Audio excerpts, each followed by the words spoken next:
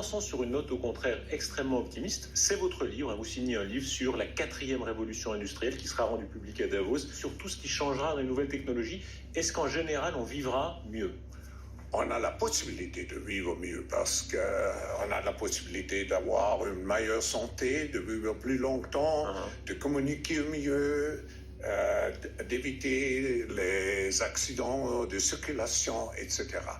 Mais la question, c'est comment nous traitons aussi les dangers qui sont liés au progrès technologique. Chacun peut pourra commander votre livre sur Internet. Il y a toutes sortes d'exemples étonnants. Le téléphone portable, c'est l'objet fétiche. Tout le monde pour ça. La révolution technologique, c'est ça d'abord. Vous vous souvenez de votre premier téléphone portable ? Oui, ça fait à peu près 20 ans. Ouais. J'étais un des pionniers. C'était encore les modes des grosses valises ou dans la voiture ? Exactement. Et j'étais très fier. Ouais. Aujourd'hui, au bout de ça, on parle de puces qu'on pourra s'implanter. Ce sera quand ça ? Certainement dans les 10 années à venir. Et d'abord, on va les implanter dans nos vêtements, c'est-à-dire wearables, comme on le dit. Et après, on pourrait s'imaginer qu'on les implante dans nos cerveaux ou dans notre peau. Et à la fin, peut-être il y a une communication directe entre notre cerveau et le monde digital. Ce que nous voyons, c'est une sorte de fusion du monde physique, digital et biologique. On appelle quelqu'un, on n'a même plus le réflexe de devoir prendre un appareil, ça se fait naturellement. La technique continue le corps. Oui, vous parlez et vous dites, je veux maintenant être connecté avec n'importe qui.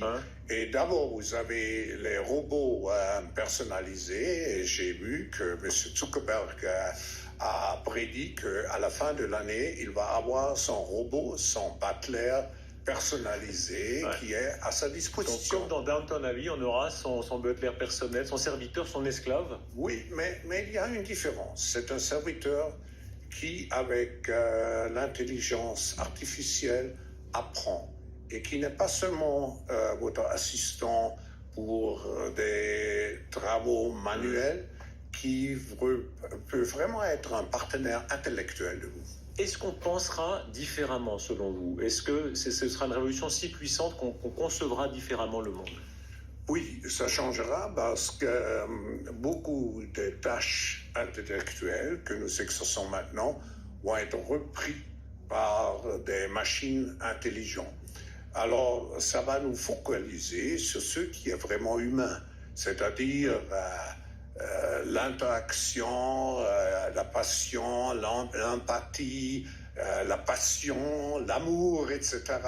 Je crois que cette révolution technologique, comme je l'explique dans le livre, a la possibilité de vous faire encore plus humain.